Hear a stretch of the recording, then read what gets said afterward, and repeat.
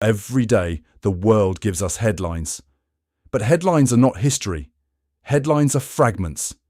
They tell us what happened, but rarely what it means. Today's subject is real. The facts are real. The pressures behind it are real. Governments are making decisions. Markets are reacting.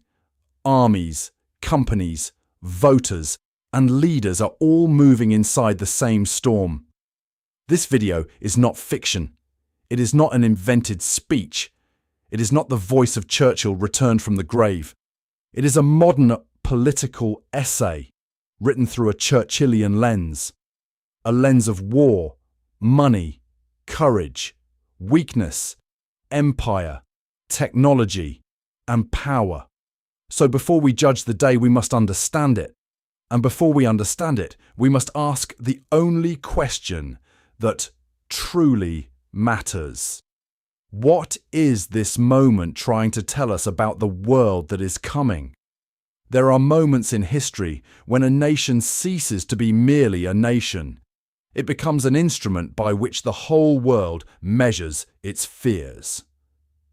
It becomes a mirror in which allies see their protection, enemies see their opportunity, investors see their risk, and ordinary people see the shape of tomorrow before tomorrow has fully arrived. For most of the modern age, that nation has been the United States of America. Not because America was flawless. It never was. Not because America always chose wisely. It did not. Not because its power was gentle, or its politics calm, or its society free from contradiction. The story of the United States has always contained turbulence, argument, ambition, violence, invention, idealism, greed, sacrifice, and self-correction.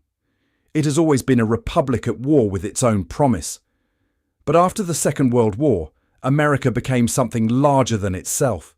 It became the central pillar of a world order. Its aircraft carriers moved across the oceans, but so did its currency. Its soldiers stood in Europe and Asia, but so did its banks, its corporations, its universities, its technology, its culture, and its idea of political freedom. Its alliances became the steel framework of Western security. Its dollar became the blood in the veins of global finance. Its markets became a weather system that could warm or freeze continents far beyond its borders. And for decades, the world learned to watch America not merely as a country, but as a signal. When Washington spoke, capitals listened. When the Federal Reserve moved, markets trembled. When American presidents promised protection, allies built their national strategies around those promises. When America opened its markets, factories rose on distant shores. When America closed its fist, currencies fell, trade routes shifted, and governments recalculated their survival. This is why American politics is never only American politics. An election in the United States is not simply an internal contest between parties. It is an event watched in Kyiv, Warsaw, Berlin, London, Brussels, Beijing, Taipei, Seoul, Tokyo, Riyadh, and Moscow.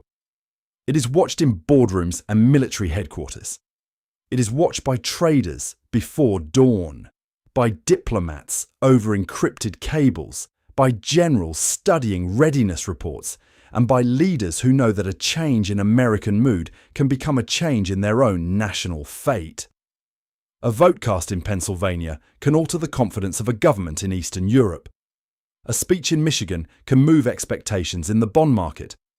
A campaign promise about tariffs can disturb supply chains in Asia. A remark about NATO can force defence ministries across Europe to ask whether guarantees written on paper will still hold under pressure. A statement about China can move commodities, technology shares, shipping routes, and the strategic assumptions of entire industries. This is the scale of American power. And this is the danger of American uncertainty. Donald Trump stands at the centre of this storm not merely because he is a politician, nor merely because he is a former and current president in an age of permanent controversy. He stands there because he represents a transformation in the way American power speaks to the world. The United States under Trump is not retreating into silence. It is not becoming irrelevant. It is not weak in any simple sense.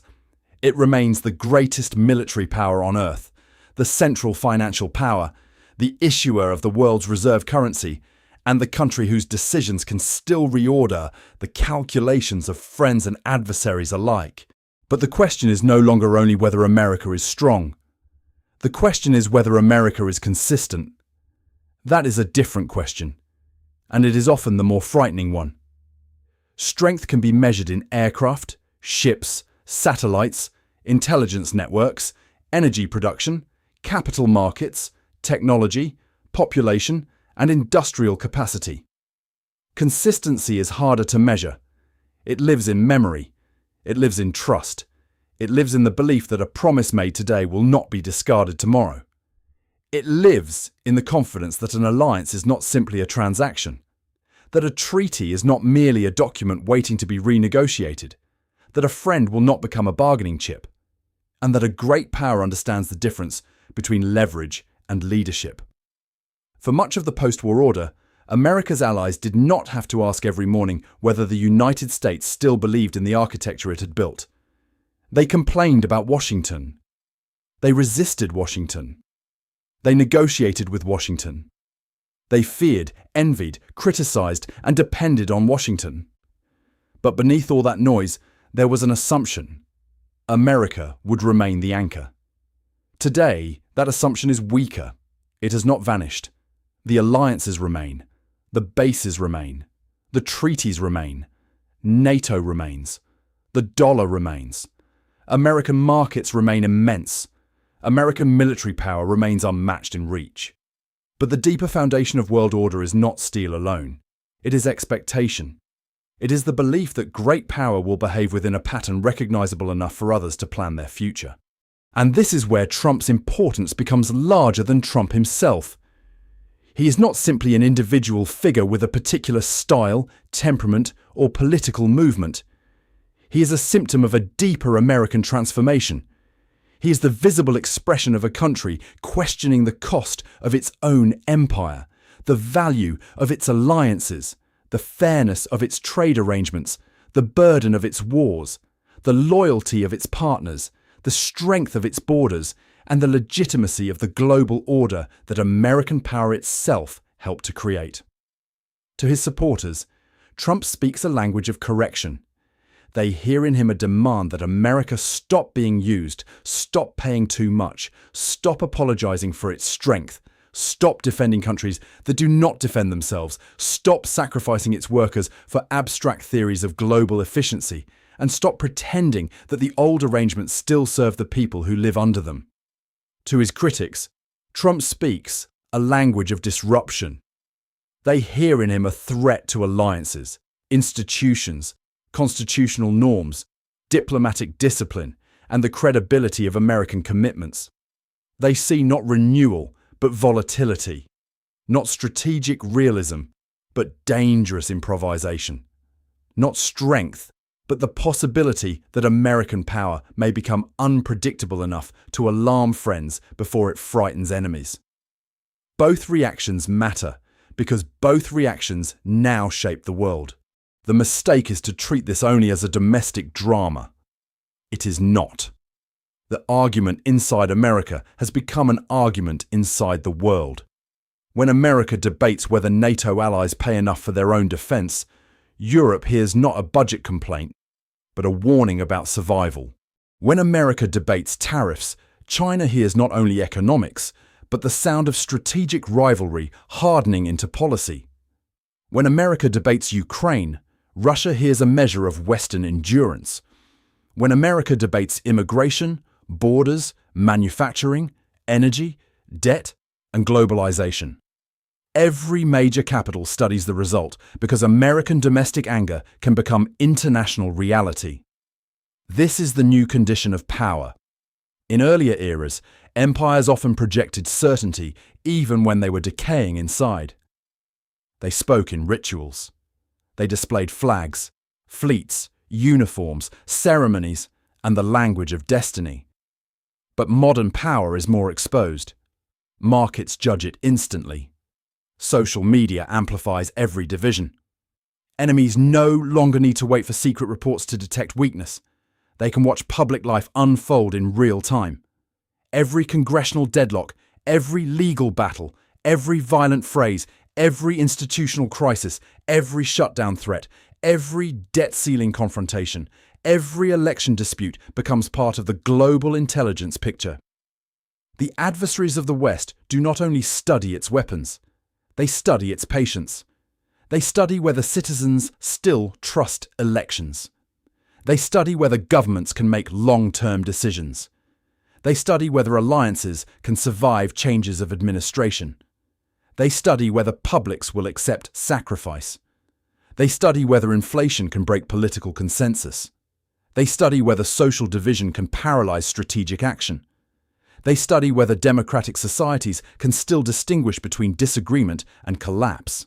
And they study Donald Trump because he is both a man and a method. He has shown that American politics can be made more transactional, more personal, more confrontational, and more openly skeptical of inherited commitments. He has shown that the language of deals can be brought into the language of alliances. He has shown that tariffs can be used not merely as technical instruments of trade policy, but as weapons of negotiation and symbols of sovereignty.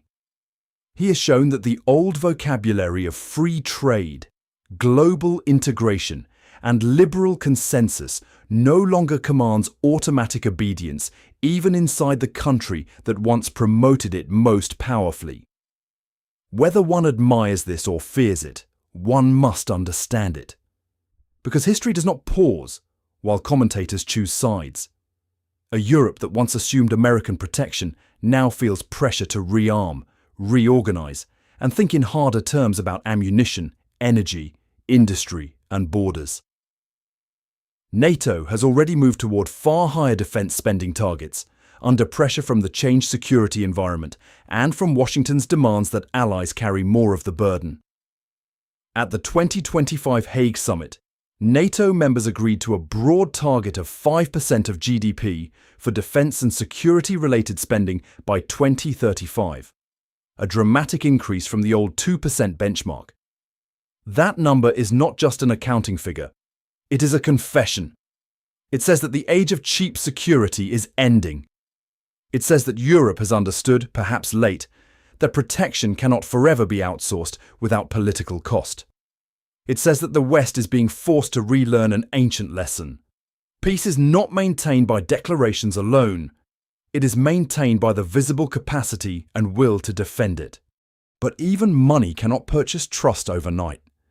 A country may increase its defense budget and still lack readiness. It may buy weapons and still lack political courage. It may belong to an alliance and still wonder whether that alliance would act with unity at the decisive hour. And that is why the question of America matters more than any single budget line. If the United States is steady, Europe can plan around American leadership. If the United States is doubtful, Europe must plan around American absence. If the United States is conditional, Europe must ask what conditions might be demanded in the hour of danger. This is not hysteria. It is strategy. And strategy begins by imagining what one would rather not face. In Ukraine, this question is written in the harshest language of all: territory, artillery, electricity, trenches, drones, diplomacy, exhaustion, and survival. The war has shown Europe that large-scale war on the continent is not a museum memory. It has also shown that American support can be decisive, but politically contested. For Ukraine, American politics is not a distant spectacle. It can affect weapons flows, diplomatic pressure, financial aid, and the morale of both defenders and invaders. For Russia, the American debate is part of the battlefield. Moscow does not need to defeat NATO in open war to benefit from NATO's uncertainty. It needs only to test, divide, delay, and exhaust. Every sign that Western unity is temporary becomes useful. Every suggestion that commitments may expire with elections becomes useful. Every quarrel over money, burden sharing, and national interest becomes part of the larger contest. China watches with a different patience. Beijing studies not only American aircraft carriers in the Pacific, but American elections in the Midwest. It studies tariffs, technology controls, investment restrictions, semiconductor policy, currency movements, and the mood of American voters toward globalization. It understands that the contest with the United States is not only military, it is industrial, technological, financial, psychological, and civilizational. It is about who can produce, who can innovate, who can endure pain, who can command supply chains, who can influence standards, and who can persuade other countries that its model of power is the future. Trump's approach to China has made tariffs and managed trade central instruments of pressure. In 2026, US-China trade tensions remain a live force in markets and diplomacy, with negotiations over tariff reductions, agricultural purchases, aviation, and market access still treated carefully because some details remain preliminary rather than fully settled. This uncertainty matters because markets do not fear conflict alone. They fear conflict without a map. Investors can price risk. They can adjust to higher tariffs, lower tariffs, sanctions, subsidies, industrial policy, and geopolitical rivalry. What unsettles them most is unpredictability, the sudden announcement, the retaliatory measure, the court challenge, the temporary pause, the threat that becomes policy, the policy that becomes bargaining leverage, the bargain that remains unclear. Under such conditions, factories hesitate, importers delay, farmers worry, consumers pay, corporations lobby, currency traders speculate, governments prepare countermeasures. And all of it begins with the same question. What will America do next? There was a time when the world believed it knew the broad answer. America might disagree internally. It might change parties. It might change tactics, but the direction seemed durable. Support allies, defend open markets, contain hostile powers, promote democratic institutions, underwrite the security architecture of the West, and provide a measure of predictability to the global system. That world is gone, not entirely destroyed, not replaced in a single stroke, but weakened, questioned, and exposed. The great currents beneath it have changed. American voters have grown more skeptical of foreign commitments. Many workers believe globalization serves shareholders more faithfully than communities. Many citizens no longer trust experts, media, courts, parties, or permanent bureaucracies. Debt has grown. Industrial confidence has weakened. Borders have become a political battlefield. Technology has shattered the old information order. China has risen. Russia has returned to war. Europe has been forced to confront its dependence. And the American presidency has become not merely an office, but a global stress test. Trump did not create all these forces. He revealed them. He organized them. He gave them a language. That is why this moment cannot be understood by asking only whether one likes or dislikes Donald Trump. History is not interested in personal taste. It is interested in power, incentives, weakness, and consequence. A serious age demands more than applause or outrage. It demands that we ask what conditions made such politics possible, what needs it answers, what dangers it opens, and what truths it exposes about the system that came before it. Perhaps the most important truth is this.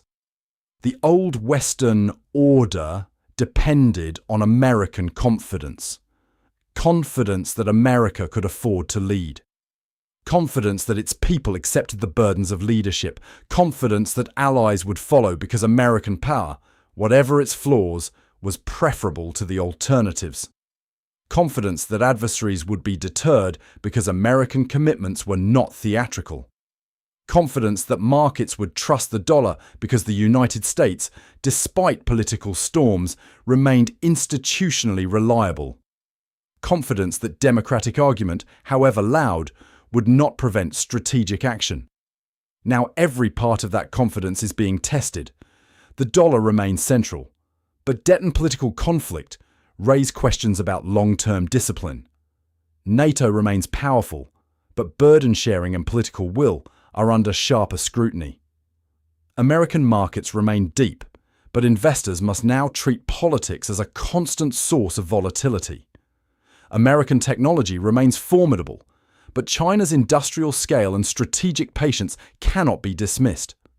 American military power remains unmatched, but the willingness to use, sustain, or condition that power has become more contested. The result is a world in which allies hedge, adversaries probe, markets react, and governments prepare for multiple Americas at once. One America promises protection, another demands payment. One America speaks of freedom, another speaks of borders. One America defends the architecture of the post-war order, another asks whether that architecture has become a burden. One America says alliances are sacred, another says they must be earned, renegotiated, and priced. One America tells the world it is back, another asks why the world should expect anything for free. This contradiction is now part of global politics, and every serious capital understands it. Europe understands it when it debates defense spending. China understands it when it negotiates tariffs and prepares for technological containment. Russia understands it when it measures Western fatigue. Ukraine understands it when it waits for decisions in Washington. Markets understand it when they move on policy signals. Smaller countries understand it when they ask whether the rules-based order can still protect them if the strongest rulemaker becomes more transactional. This is the meaning of America returning as a question. Not America disappearing, not America defeated, not America irrelevant. Something more complex and therefore more dangerous. America powerful enough to shape the world, but divided enough to make the world uncertain. The old order could survive American mistakes because the direction of American power seems stable. But can it survive American unpredictability? Can alliances built on trust endure if trust becomes conditional? Can markets built on confidence endure if policy becomes a weapon of permanent negotiation? Can Europe remain strategically dependent while doubting the permanence of its protector? Can China be deterred by a country whose internal divisions are broadcast daily to the world? Can the West defend itself if it no longer agrees on what it is defending? These are not questions for academics alone. They are questions for soldiers, investors, workers, voters, presidents, prime ministers, and every citizen living under the shadow of a world becoming harder, colder, and less forgiving. For when America is certain, the world may argue with it, resent it, resist it, and negotiate with it. But when America becomes uncertain, the whole world begins to recalculate. And here lies the grave paradox of power. A weak nation frightens its friends because it may not be able to help them. But an uncertain great nation frightens them in a different way. It possesses the strength to save them, but leaves them wondering whether that strength will arrive. It has the ships, the aircraft, the money, the intelligence, the factories, the soldiers, and the flag. Yet behind all these mighty instruments, there remains the question no arsenal can answer. Will the nation choose to act? For power is never only the possession of force. Power is the reputation that force will be used when the hour demands it. A battleship locked forever in harbour is metal, not policy. A treaty unread by the public is paper, not destiny. A promise, repeated by diplomats but doubted by presidents, becomes a ceremony without a sword. The old world understood this brutally. Deterrence did not rest upon kindness. It rested upon clarity. It rested upon the enemy's belief that aggression would bring consequences, that alliances meant more than photographs, that declarations were backed by sacrifice, and that free nations, though slow to awaken, would not remain asleep forever. But our age has become suspicious of sacrifice. It wants security without cost, prosperity without discipline, influence without responsibility, and peace without preparedness. It wants the benefits of history while rejecting the burdens by which those benefits were won. It wants the shelter of alliances, but not always the taxes, factories, soldiers, ammunition, and political courage required to sustain them. This is why Trump unsettles the world so deeply. He speaks, often bluntly, to the buried fear that the grand arrangements of the West may have become too comfortable, too automatic, too dependent on memories of past victories. He asks whether allies have mistaken American patience for a permanent entitlement. He asks whether globalization enriched the commanding heights while leaving the citizen in the factory town to pay the invisible price. He asks whether a nation can remain sovereign if it cannot control its borders, protect its industries, or decide the terms on which it trades with the world. These questions cannot be dismissed merely because they are spoken in a disruptive voice. But neither can they be accepted without examination merely because they are spoken with force. For there is a difference between awakening an alliance and humiliating it. There is a difference between demanding fairness and dissolving trust. There is a difference between bargaining hard and teaching the world that every American promise has an expiration date. Great nations must negotiate, yes. They must demand burden sharing. They must defend their workers. They must correct old arrangements when those arrangements no longer serve the national interest. But if a great nation becomes only a negotiator and no longer a guardian of any larger order, then the world changes. The question then becomes not whether America can make better deals. The question becomes whether the very idea of Western unity can survive when every duty is priced like a contract, every ally is treated like a customer, and every crisis becomes an occasion for leverage. History offers a stern warning here. Alliances are not maintained by affection alone. They are maintained by interest, fear, memory, respect, and trust. Remove any one of these, and the alliance may still stand. Remove enough of them, and it becomes an empty hall where old flags hang over new doubts. And doubt is never neutral. Doubt travels faster than armies. It crosses borders before tanks do. It enters ministries, markets, newspapers, parliaments, and military planning rooms. It changes how nations spend, how they vote, how they negotiate, how they arm, and how they surrender illusions. Doubt makes allies cautious and enemies adventurous. It whispers to the weak that they may be abandoned. It whispers to the strong that the moment may be favourable. It whispers to investors that safety is temporary. It whispers to dictators that democracies are tired. This is why the world watches American elections with such intensity. Not because the world has surrendered its own agency, but because American power remains woven into the nervous system of modern history. The United States is not merely one player among many. It is the central weight in the scale. When that weight shifts, every balance changes.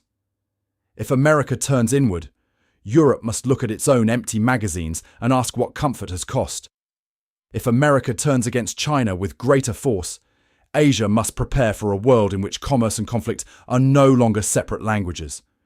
If America raises tariffs, companies must redraw supply chains that took decades to build. If America questions alliances, every capital protected by American guarantees must begin to measure the distance between written commitments and political will. And if America itself cannot agree on what role it wishes to play, then the world faces a new and dangerous uncertainty. Not the absence of American power, but the unpredictability of American purpose. That is the matter before us.